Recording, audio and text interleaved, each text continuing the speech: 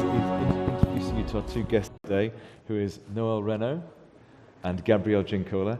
Before we get started, do you want to give us a quick introduction to yourselves and your experience in Web3 before we crack into it? Yeah, pleasure. Oh. Yeah. Hi, I'm Noelle, and I am Marketing Director at Smart Media Technologies. We are a Web3 SaaS platform that specializes in engagement and loyalty. We believe that loyalty and engagement hasn't really started until Web3 gets going. And I'm excited to talk about that more. We'll talk about that in a minute. Yeah. Thanks a lot, Iain and Noel. Very excited to be here. My name is Gabriele. I know we're all waiting for a beer and we're tired. But we're very happy to talk a bit about Web3. Our experience comes from building a blockchain-based rewards marketplace where brands can easily connect with each other and partner up, as we heard a lot of good things about it. And we use different, let's say, methods like fungible tokens, non-fungible tokens, depending on the loyalty assets that we're talking about. Of course, what we're going to try and do today is keep this as broad as possible, because we're sure that not everyone in here knows everything about Web3 or non-fungible tokens. What we do know is that the big brands are betting on this, okay? It's probably the trend of the day to talk about Web3 and NFT, but actually the brands that are betting on this, like Starbucks, Disney, and Nike, they're making bets that this is going to be here long term. So before we get started, does anyone want to talk about what is Web3 and NFTs? Do you want to take that one, Gabrielle? So Web3, I think, is the overall arching topic that basically shows the development of, let's say, the web itself. So going from Web 1, just showing information, Web 2, creating information, and then Web 3, owning information. So that's, let's say, a bit the overarching topic. I think we can then break it down, and let's say the core technology is blockchain. So the ledger, the decentralized ledger, right, that we're basically using to store either a fungible token, which is a token that, say, it's like money, you don't see the difference between each coin, right? And the non-fungible token is actually, if you take a physical example, is a coin that has a clear serious number that is basically differentiated from others. So yeah, I hope that summarizes a bit simply. Yeah, and perhaps you could talk us through, Noel, how does someone buy a token or get given a token, and can you talk us through the customer journey of owning and having a web token, an NFT today? Yeah, sure. And I might build just a little bit on what you've shared about Web3 and what it is. For me, on top of your explanation, which was wonderful, it's the future of the internet. So already our lives are getting more, our relationship with technology is getting more and more immersive. And I think what Web3, one real promise that it makes is that we're moving from this read and write to read, write, and own, which is where tokens come in. So tokens, which is a non-fungible token, so this is like a unique asset. You can own this. And I think one thing that really correlates for me with Web3 is that as our lives move more and more online, we're going to want to flex, we're going to want to own, we're going to want to trade, we're going to want to meet more online, and owning unique digital objects are going to be a part of that. So currently, to get an NFT, you have to have a wallet. And to get a wallet, most people know a MetaMask wallet. It is complicated. It's cumbersome. You have to be the custodian of the keys because there's no central entity. But what we do at Smart Media Technologies is we do full custodial services for wallets. So we make it very easy for anyone with a smartphone and an email address to get a wallet, because ultimately, for people to come into Web3, it needs to be easy. And that's what our company does for 50 of the Fortune 500 brands. We've onboarded 7.5 million people already with wallets. This wallet is wrapped in HTML5, and it feels like a web app. And so even though it can be complicated right now because it's very nascent, the tech, and kind of like every early tech, it's clunky, we have been working really hard to create these wallets that are very easy for anyone to use, to start collecting tokens, to start having AR experiences, and yeah, that's... How many people in here have tokens or have an NFT? I just wanted to ask that question, yeah. A small number. Before we move on, it's a very comfortable space. We're all in here together. Does anyone have any questions about what Web3 is or what an NFT is? You can ask as well if you like. Does anyone have any questions about what it is? Don't be embarrassed. Okay, perfect. So, oh, sorry, go on, Richard.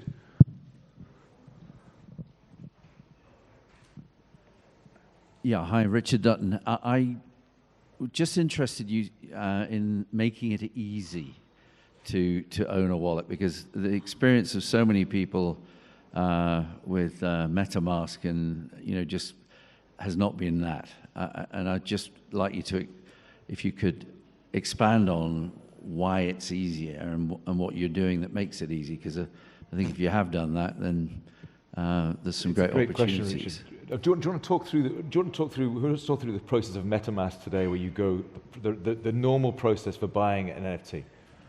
Now, who actually bought an NFT? You asked tokens, right? Because there's a difference. NFT or tokens. Who bought an NFT in here? One. Okay, cool. Two. Perfect.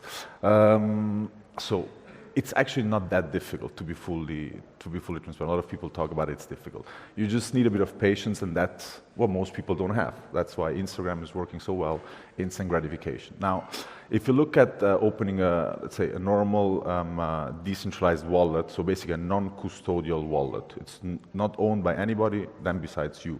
It's actually having going through an online process, and you literally just have to create wallet. You get a seed phrase, 12 or 24 words that you basically have to store. That's like your house key. You don't give your house key to anybody. You keep it for yourself, right? And basically the only difference is that you have that seed phrase. You also get a private key, which basically lets you in the wallet itself. And then you have a public address, which is like your home address. If somebody wants to send you mail, you give them your home address. The same thing if I want you to send me Bitcoin, I send you my Bitcoin wallet address, and then you can send it to me. It is scary.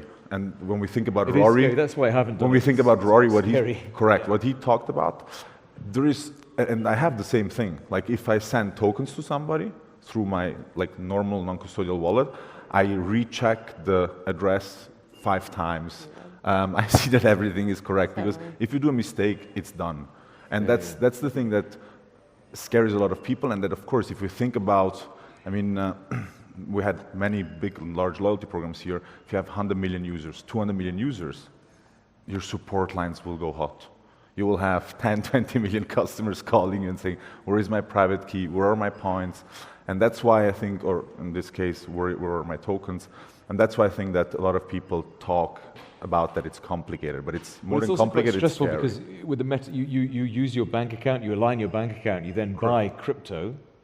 That's a different story. That's a custodial account. Yeah, and then you buy crypto. Then you go on a marketplace to buy a token. So it's quite as a person who's quite stressful. You don't know what you're doing. 100%. Yeah. It is stressful. It reminds me a little bit the first time I shopped online, and if we go back 20 years ago when you were putting your credit card online, you're like, 100%. It's gonna get stolen. 100%. Someone's gonna hack my identity. This is do I want to do this? Correct. Right? To answer your question, so we believe in making Web3 easy and safe, and with working with enterprise clients, that's like a commitment that of course we're doubling down on. And so what we have done, and our CPO is here in the audience, him and some of the engineers and our founders have been building for 6 years. And our platform builds the wallet. And what we do with brands like Doritos, Unilever, Amex, is we onboard a user through a QR code, which we're all very used to using. Yeah. You hold up your smartphone to a QR code, and within 2 clicks, you have a wallet. What we've actually done is we've said, we're going to build a wallet for Jane Smith. Doritos is going to sponsor it. Doritos is going to deliver tokens to that wallet. Doritos is going to sponsor a AR treasure hunt. We do lots of those. We've done more than any other company in the world, actually. And so you can see how these start to become engagement and rewards incentives. So in the background, there's a lot of fancy stuff. But for the user, it's just a web app. And so that's how we're sort of moving along the gamification of advertising and marketing. And it's interesting what you said, because I think a lot of people in the early days of Web3 will not buy tokens or be given NFTs. They'll be given them, right? Because Yeah, they'll be given them. And so we integrate with MetaMask. Whatever mask you're using, we're fully interoperable, right? So you can connect your MetaMask, and you can take your Doritos, for sake of this example, NFT that you got at some special moment. Let's say it's a football game, whatever it might be, and you can transfer that to your wallet. You can sell it on OpenSea. we believe that interoperability is huge, and as far as loyalty goes, that's the big kind of unlock. Yeah. And I mean, there's a few things you threw in there, like tradable. I think everyone assumes that tokens are tradable, but they don't necessarily have to be tradable, can they? They don't have to be. No. So you can put any conditions on those tokens within a contract. Yes. Yeah. Depending on how you set up the smart contract, and basically at the end of the day, again, we're talking a lot about buzzwords, but the customer journey and the customer experience is the important part. You start there basically, and then you go down and see how the tech can help you out, right? So as Niall just said, like the customer also in our case doesn't see anything about token, wallet, NFT. For them, it's a VIP experience, it's a point, it's my account, and that's basically what makes it easy. You have to differentiate a bit between custodial wallets and non-custodial wallets. So if we think about FTX, that's the custodial case, right? And every exchange, every loyalty program is a custodial, every bank is a custodial basically, because they hold on our behalf our assets, right? It's in their database. Now, blockchain is non-custodial in the sense that if you're the only one having access on a certain wallet, you can actually also do with it what you want, right? And there you have certain programmability in the smart contract when you issue tokens and so on, but the user has much more control, has much more freedom to what to do with it. And you have full transparency. Everybody sees your data. So if we think about loyalty programs, shifting them from Web 2 to Web 3, I don't believe that in the next 3 to 5 years we will see the likes of Miles & More, Marriott, and larger programs just being fully transparent. Here is how many users I have, here is how many transactions are happening, and so on. That will be something that we'll see how it develops. But I think it's a very fine nuance between the ownership. But do you see a time when Marriott and all those other companies, so that other companies can see who their best customers are because they'll be publishing it in their own wallets? Or do you think that'll be, because I'm not sure that's going to happen. I fully agree with you. So from my perspective, it will be, or let's say from our perspective, it will be more certain bits of the data that basically you can aggregate and that you have some value to putting it on chain. But it will be like that moment, that day, I will open a few bottles of champagne if a brand starts saying, let's use an open public blockchain. Yeah. It's interesting because, say if I'm a football fan, I would love everyone to know how much of a fan I am because it kind of shows me, I can show off how many games I've been to or how many of those things. Whereas I think if I was a big brand like British Airways, I perhaps would be a bit shy about people telling you that they've got their status because then everyone can target it, So I think we can't think about it in straight lines of applying the loyalty programs and loyalty mechanics we have today to 3 years' time on Web3, I mean, what do you feel about that? I think that your tokens, your brand, should be strong enough that the community wants to stay with you and doesn't want to let go of the tokens. And by the way, I'm using the word like tokens and NFTs. I think we're kind of using like because you can. But do you want to describe that though? Do you want to define those? Yeah. Well, so NFT as a term has fallen out of popularity recently because we're in this bear market, right? And there has been a lot of connotation that NFTs are about speculation and hype, which is and tradable. Yeah, right.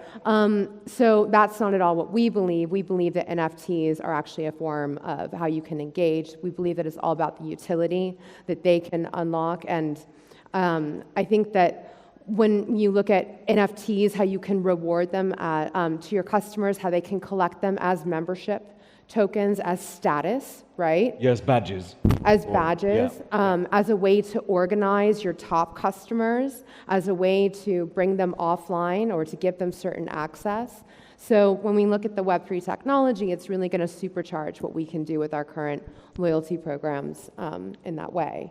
So on that, could you give us some good examples, both of you, about programs that are doing tokens well, that are applying the technology to something that you couldn't do in the normal world with points and, I'm happy to take that. Go ahead. And I don't know if Adidas and REI are still in the audience, but if they are, this one's for you. We did a campaign last July, I think it was, with a company called Outside. So Outside IO, they're an outside organization. So they're all about going into the outdoors. We launched a Web3 wallet with them. And the mission of this was to use tech to get people off of their phones and to organize outside and to do outdoor activities. Have you met my kids? You need to meet my kids. Yeah, to get them off of their phones. And so it seems a little bit counterintuitive, but we created a wallet, again, like 2 clicks, anyone with a smartphone could onboard. There was a marketplace within that. The marketplace had artwork and NFT collectibles from the community. So these are all people who have organized around a culture, like a value, which we've talked about a lot today, right? Which is how people, and like Rory said, status is so important, right? Yeah. It really is. And it doesn't have to be status like my Manolo Blahniks. It can be status because I care about cleaning up oceans, because I care about, how much I hike that day. So we, through collecting different NFTs, you could show support to the community. People organized and met offline. And it was hugely successful. So I think that's an example how... Hugely successful because of engagement or because of... there was, so I guess you're counting on engagement rather than some kind of investor return or something. Yeah, it was engagement, but... And I can't remember the metrics. I wish I had them to hand. I can't, but I know that they superseded what we had expected and what the company had expected. But engagement is huge. Mid-funnel is very important, right? And ultimately, one would believe as a marketer, the more mid-funnel activity that they're doing, the more loyal they're going to be, the more likely they are to purchase. And so one more piece on that, I would say, is that we believe that through Web3 technology, you can reward for attention. So that mid-funnel, because actually retaining people's attention, getting it back, the retargeting, like the channels we used to use, they don't work like they used to. Yeah. I used to be Facebook, agency side Facebook marketer. I know that. So how can we start looking at rewarding people for their attention, for consuming our content, for coming in for a branded event? That mid-funnel is important, right? This is such a different conversation than having this conversation with, say, Arsenal Football Club, who've been taken to court twice because of mis-selling, or at least supposed mis-selling, because people were speculating on NFTs. That's a different conversation than this use case. Yeah, correct. Yeah. I have the feeling that today there is a huge amount of noise around there. So a lot of people are mixing up, for example, gamification elements with NFTs that were here long before NFTs. So they have not a lot to do with NFT itself. Think about an NFT like a certificate, okay, with a serious number. So if you get a paper certificate when you buy a watch today, like if you buy a Rolex or Patek, you get your certificate. That digitally on a database that is not owned by anybody, that's an NFT. Yeah. Okay, so that's just a piece of tech. What you put on that certificate, if it's a VIP experience, if it's we did for our shareholders that participate in the seed round, we did a small NFT from the picture of my brother and I signing at the notary the contract. That's just memorabilia. That's literally a picture that is digitally available for those holders, right?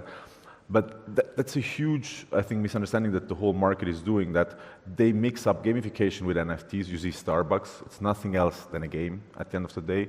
Topic NFT is not super mentioned actually in the app itself. And the coolest, let's say the part of the people are talking about is actually the tradability part. So I bought it or I got it for free or I bought it for 100 and then I sold it for 2,000.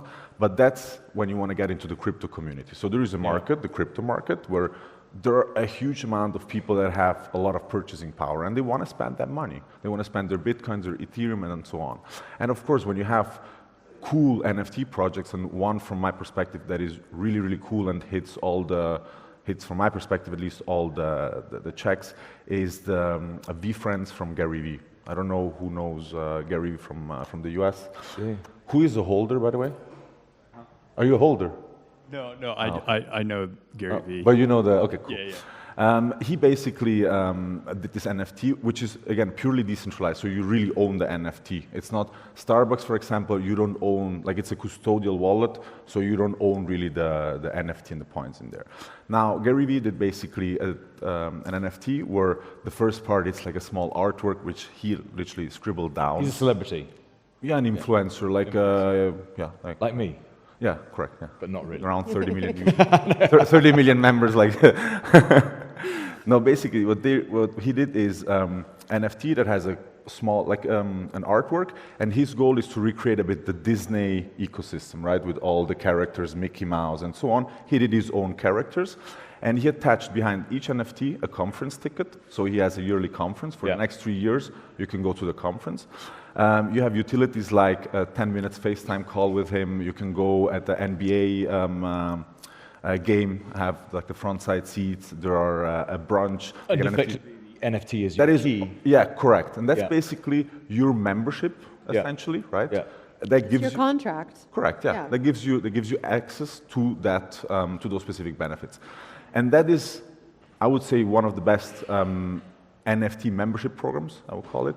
And is that token tradable, or is it? Yeah, it's tradable. I mean, it's crazy. I mean, they did around $52 million on the first sale, on the primary sale, and they did then around, I mean, last year around 20 to $30 million a day of trading volume, where they had around 2% on it. So it's quite a volume that you can generate then out of it. And I think you can't trade it for a couple years or something. No, you can. Can you? Okay.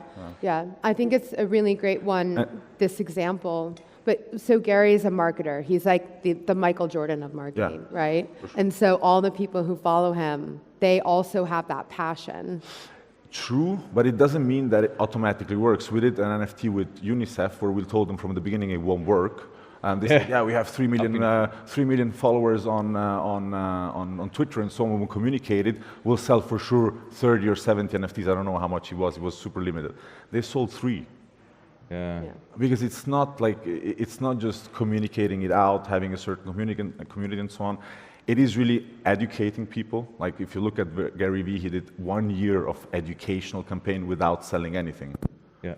I'm conscious we're talking a lot in terms. Does everyone, I'll come back to you, does everyone understand the terms we're talking? Does anyone have any questions about tradable, non-tradable, NFT tokens? Has anyone got any questions on that? Yeah. Yeah. So I can say it if you want. Yeah. Okay, I have a question related to the, okay, for sure that the digital wallet and the blockchain will be the future. Maybe not for the old generation, but for the new one, for sure that will be 100%. But I'm curious to know which is the trend of the users now that you have. And the second question is, there is any legislations that support already this activity, let's say, that makes the regulation or in order to cover the securities, let's say, and the people to trust to this. So the question is, where can you go to get some education about this? The first one is about the trend. How is the trend of the user? Is increasing, and with rhythm, if yes? And the second one is if there exists any legislation that support this. Legislation, right? Legislation from the government, yes. Okay, you go. In any place or. So I'll start with the second question. Basically, and that's also one of the big misconceptions from my perspective in the market, crypto needs regulations, legislation, and so on. So there, I agree with you, FTX can't happen. Understanding how public blockchains work, is it a utility token, a security token, that's super important that we have regulations for that. If you think about taking a loyalty point, right, and tokenizing it through a loyalty token, it's the same. You still have a loyalty point, right? It's not magically crypto. It's just, instead of having it, I'll make a very simple example. Instead of having your database in an AWS server, now you have it in a Google Cloud server. Now, Google Cloud is still centralized, so it doesn't change a lot. But if you take suddenly that point and put it as a token, as a loyalty token, on a decentralized database, on a blockchain, then suddenly that point, from a security perspective, for example, much more difficult to hack. You can't delete any old transactions on a chain. To make a new transaction on chain, you have different servers that basically need to confirm that transaction. So from a regulatory perspective, nothing changes. It's not that you will have suddenly an issue because your point is on a blockchain. You have an issue if your point is suddenly on a crypto exchange and people can start trading it, because then you suddenly are under e-money, and you have like your CFO has major than. In some ways, it's no different than air miles used to be a bit of paper you got from the garage, and then they went from paper to and now you're now putting on the blockchain. It's no different, right? It's a token's a token, a token. From a customer experience, yeah, it's more what we say and where we deliver, for example, our value is really by creating efficiency. So if we talk about partnership management, about exchanging points from one program to the other, or using assets from one program to the other, it's super complicated. There are months and months of work behind that. We can streamline that all down to 2 weeks. Well, that's a good point. That's what I'll talk about now. So if we're points managers or running a program, how could you do a proposition where you put something on where we do a Web3 campaign? How could you both talk about how you go through that process, how long it takes, how much resource it takes to go from today to a live minted token? Yeah, sure. I mean, we do it for some of our agency and enterprise clients in 2 weeks, if we have to. Well, because we have a SaaS platform. Yeah. So we are empowering teams to be able to do it all themselves so that they can log into our platform. Like you use Adobe today, you'll use our platform in the future for your needs for marketing, which can be your spatial web, right? So what you need to build for your AR as the internet matures more into what we understand as a metaverse.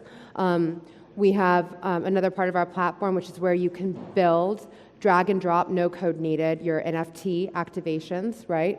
And manage those as always on. We also have a purpose-built for Web3 DSP. So how are you going to run your media to Web3 and full attribution on and back? So that's, I guess, the answer for us. So 2 weeks, drag and drop, it's all good. Yeah. Yeah. And how about you as well, Gabriel? Same thing. So if you have a loyalty program, you can plug and play into our API. My engineers tell me it's around 2 days of work. Depends a bit on your engineers. But let's say a week to integrate the API, a week to do the tests. And then to connect with a new partner, it's literally a click. So you click on the button, connect, of the partner of an airline, for example. They receive a request. They can accept it, yes or no. All those transactions where points are being converted will be on-chain. So no reconciliation issues, instant convertibility between points and so on.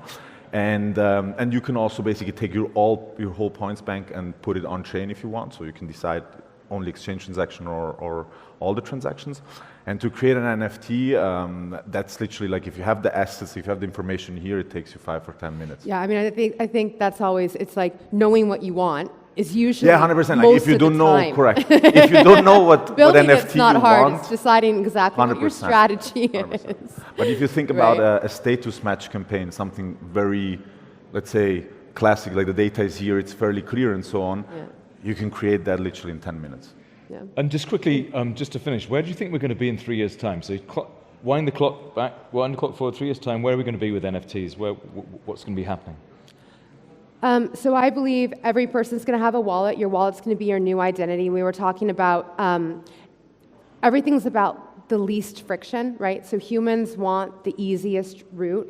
And I think, like what you were saying, Gabrielle, is that Web3 is going to create a lot of efficiencies. And so all this clunkiness of logging in to this platform, this email, and because then that of lots one. of different utilities. You're not talking about one the interoperability and the technology. Doors, cars. So you'll have your wallet, and in your wallet, you're going to have your football club NFT that you're flexing. You're going to have some of your tokens or your new loyalty programs, and that's also going to be how you're identified from different metaverse to different metaverse. And I think we'll look back and we'll say, oh my God, it was so clunky before. And you'll get identified into certain areas or sectors or events through because you hold a Gary V. Two-factor authentication. I must do it 5 times a day. We're going to look back. We'll be like dial-up, right? Yeah. You're like, oh my God. Yeah. I'd never wait 5 minutes to get online again. I can never remember 6 numbers in my head for 3 seconds. Yeah. How about you, Gabriel?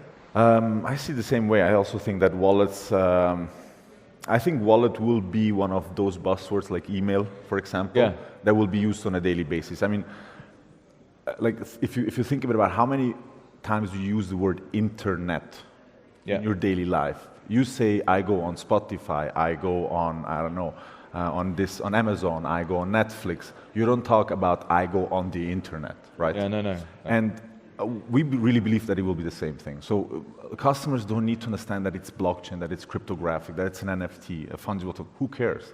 Yeah. I want instant gratification. I want instant what I want, basically products and services I want. I don't want to spend too much for it. I want to get the right value. I want to get the trust from the brand. So all of that stuff that we talked at the conference won't change.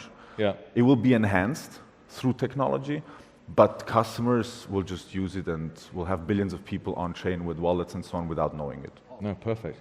Does anyone have any questions about for the panel? Anyone, any questions on blockchain, NFT, tokens? Here we are. Iain, yeah, I'd just like to, well, ask one question about security, because Web 2 is broken. So what does Web 3 bring? Added security. And the second thing I just wanted to mention was, certainly in the UK, when you're talking about NFTs, non-fungible tokens, non-fungible assets, one thing that has happened last year was case law in the courts determined that a non-fungible token is in fact a property asset because a lot got stolen. And that's why I say you don't have to talk about it. A property asset being enforceable and having the law behind it is a bit of a game changer for the NFT marketplace, certainly in my view. But anyway, the security question was the really one I wanted to understand. Well, so cryptography, like by definition, it is secure. And I feel like you're more technical than me, so you can unpack that for the audience in kindergarten language. But it is broken, and so this is a more secure way of storing our data and verifying transactions. Yeah. Basically, I mean, I take again this example of the certificate on paper.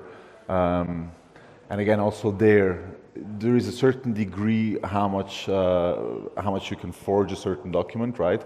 On chain, basically, it's following logic. If I issue to you an NFT,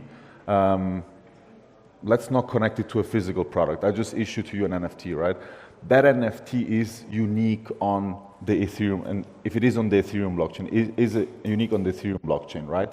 In theory, and that's how scams could happen, for example, people do the same NFT on another chain, right? And then sell you that NFT as the other one that is on Ethereum. But if you're, let's say, if you're accurate enough, you know, okay, it's basically an NFT from the Ethereum chain, and that can be only one. So there is no way to forge that specific NFT on chain. You know what I mean? Yeah. Makes sense. Anyone any other questions? Phil? Yeah. Hi. Can you give us some use cases when tokens allow us to do something we can do today or allow us to do something better and more efficient? I think you gave a couple examples, but if you can elaborate with some more. Do you want to go? So you mean tokens as far as, I guess, NFT collections, right? So I think one that springs to mind that people speak about a lot is, well, actually, I have two. So one is the royalties that are to the artists and the creators, right? So it used to be before, whether it's a piece of music or it's a membership to a football club or it's a drawing that you would sell that and you would, after it's sold, you don't see any sort of revenue from it. So with the smart contracts that Gabriel was referring to, you can write into the smart contracts that you have a royalty so that every time it's sold on, you get a percentage of that. So if you think about that from, I know that's very consumer-based, but even on a B2B level, you as a company, depending on what you're selling, I'm seeing a lot of this because I have a retail background, so I focus on our retail clients. The luxury clients are thinking, you know, insert luxury brand. I have huge resale. Like there's marketplaces from Vestiaire Collective to the Real, where I think Chanel is like 50% of what they sell is resold. Chanel never sees that money.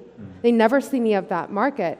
But now, if there's a digital twin, an NFT that's tied to that item, they can bake in a royalty and they can see, you know, money for perpetuity. So it goes also for, I guess, the secondhand seller, but yeah. 100%. I mean, it's a perfect example. The same thing we actually do with partnership management. So there we use blockchain to basically settle all transactions between two partners when customers convert points.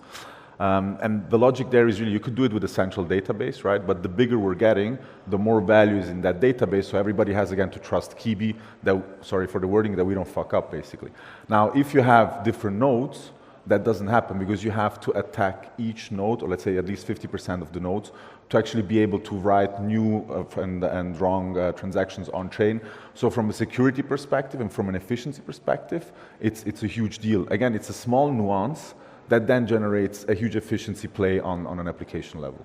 That's one of the use cases that we, for example, focus on a lot. And this is where I think it's going to go. I think the focus today is on trading and trading NFTs, because that's where the trouble's been in the past. Whereas I think in the future, in the very near future, I think there was a Sex Pistols concert in Liverpool in the 70s, and almost every artist who's ever come out in the UK claims to have been at that concert. But there's only 350 people could have been at that concert. Whereas I think in the future, when people go to big gigs or big games, you're going to go to the merch stand and you're going to get your NFT that proves you were there, undeniably proves you were there, that can't be traded because that phone was at that place with you at that event.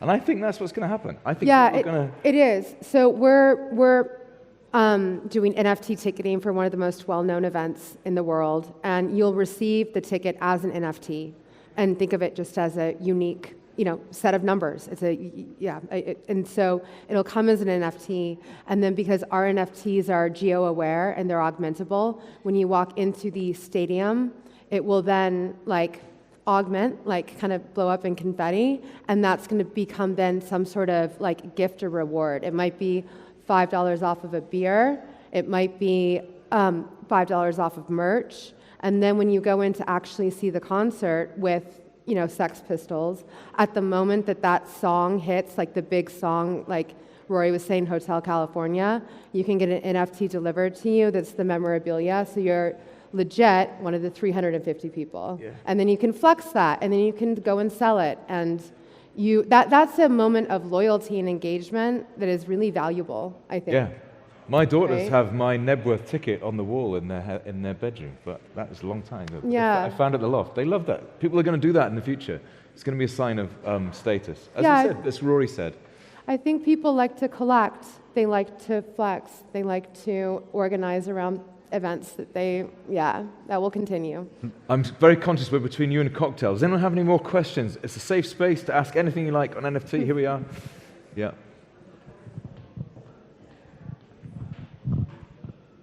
Thank you for all your insights. I just had a question to Gabriela's point. Do you think the main benefit of Web3 and NFTs is precisely that it improves, it creates additional efficiencies and it improves security to deal with a more and more complex environment? Rather than creating new ways to interact with customers, it's more like we have a more and more complex environment where there's more loyalty programs out there, there's more points out there, and this is technology that fundamentally makes that easier.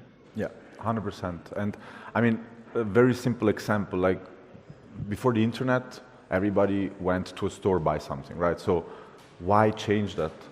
In that moment, people were thinking, why change that? It's normal. I walk to my store, I make my groceries, all is good. And that's a cool thing that actually Rory talked about. People don't know yet what they want. Yeah. And that's exactly that. Today, tell somebody, go to a store instead of buying online, and they laugh at you. And that's exactly what I was meaning before. It's like a small nuance, but it has a huge effect on behaviors and so on. And that's, if you have a transaction instantly, for example, that gives you so much. You don't want to have anything else after that. You don't want to wait 24 hours until your points actually arriving in another account or even more. And so that efficiency play will generate so much more flexibility that also could go into trading and more liquidity and all of that stuff, but that's a small part of it. And that's why I really believe that the efficiency play is the much bigger play as brands tapping into the crypto community, because that's also play. There are billions of dollars there. Why not accessing them? Why not selling those people something? And look at Nike, they did around $100 million with the primary sale of NFTs and another $100 million on trading. it's not bad for a test. Like Rory was saying, do stupid things. They did it and they made $200 million. So it's, you can call it stupid or not, you can decide, but it's for sure something that you can do. It's another play than the efficiency part. Perfect. Well, thank you very much. We'll see you all. Oh, one more question. One more. Yeah. And was there another one over here as well, no? Yeah, well, yeah, okay. Okay. So I think blockchain in general and NFTs are already it is already a big and growing carbon emitter. How sustainable do you think this technology really is for widespread use, particularly with low value transactions like we're talking here, you know? Or I understand that it's of the benefits of the technology and how it improves security, but when we're talking about consumer, is it worth the electricity consumptions and all those server farms and carbon emissions that comes with it? I mean, I think the move to proof of stake has really improved that. I don't know if you have anything. Yeah, that for sure. And I mean, I was thinking you were thinking about transaction speed and cost. That's what I thought. But basically, I mean, the electricity part, it depends what kind of chain first you're using. So as Noel just said, with the proof of stake, Ethereum got much more efficient, so less electricity consumption. I'll make an example. So if we say, hey, this is our ledger, each one of us has 10 points, right?